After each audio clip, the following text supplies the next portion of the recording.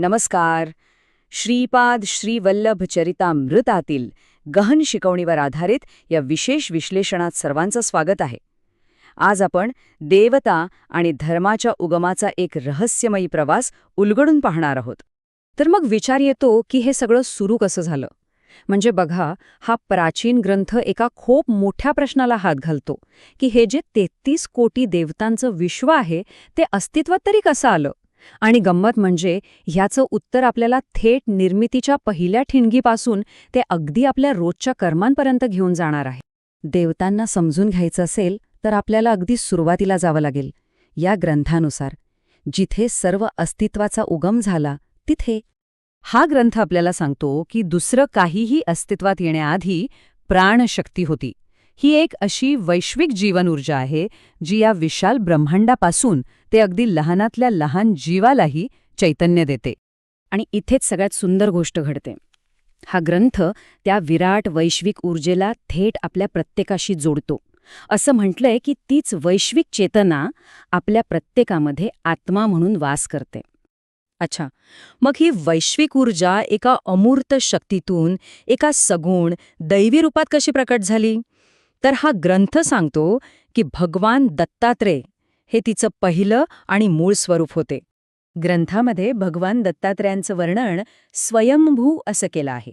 याचा अर्थ काय, तर ते कोणत्याही आईवडिलांशिवाय थेट त्या दैवी चेतनेतून स्वतःच प्रकट झालेले आहेत. एक आत्मसाक्षात्कारी प्रकटीकरण.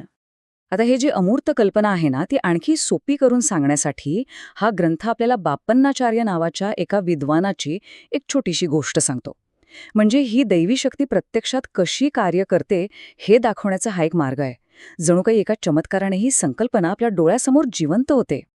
ठीक आहे, तर मग या एकाच दैवी स्रोतापासून देवदेवतांचं इतकं मोठं विशाल विश्व निर्माण झाले तरी कसं. आणि हे बघा, कमाल आहे. हा ग्रंथ म्हणजे जणू काही एक अद्भुत वैश्विक वंशवृक्षच आपल्यासमोर मांडतो. हा क्रम खरंच पाहण्यासारखा आहे, नाही का. एका मूळ स्रोतापासून अनेकांपर्यंत हा प्रवास किती स्पष्टपणे दाखवला आहे. जरा या संख्येचा विचार करा. तब्बल 33 कोटी दैवी रूपं.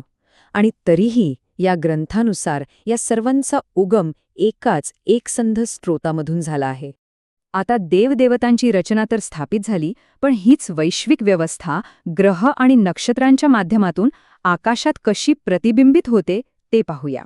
हा ग्रंथ विश्वाला एका संरचित सुनियोजित प्रणालीच्या रूपात मांडतो. आपण याला एक प्रकारे ब्रह्मांडाचा नकाशाच म्हणू शकतो, ज्यामध्ये एक भूचक्र, 12 राशी आणि 27 मुख्य नक्षत्र आहेत. इथे आपल्याला काय दिसतं, तर ब्रह्मांडाच्या प्रत्येक भागाची एक विशिष्ट भूमिका आहे. म्हणजे ग्रह आणि नक्षत्र हे काही केवळ निर्जीव घटक नाहीत, तर ते या दैवी व्यवस्थेमध्ये सक्रिय प्रतिनिधी आहेत. प्रत्येकाचा स्वतःचा प्रभाव आणि उद्देश आहे. आणि इथला सर्वात महत्त्वाचा मुद्दा हाच आहे की धर्माचे म्हणजेच न्यायाचे नियम हे वैश्विक आहेत. ते अगदी आपल्या जगावर प्रभाव टाकणाऱ्या शक्तिशाली खगोलीय पिंडांनाही लागू होतात. या वैश्विक संतुलनापेक्षा मोठं कोणीही नाही. चला, ही वैश्विक व्यवस्था तर निश्चित झाली, पण मग ह्या भव्य आराखड्यात मानवतेची भूमिका नेमकी काय आहे.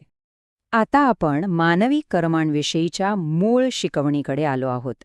बघा, आपली कर्म ही काही वेगळी सुटी नाहीत. हा ग्रंथ असं सांगतो की आपली प्रत्येक कृती, मग ती चांगली असो वा वाईट, ती आपल्या सभोवतालच्या वातावरणात खरीखुरी स्पंदन निर्माण करते. आणि मग हा ग्रंथ एक व्यावहारिक मार्गही सुचवतो.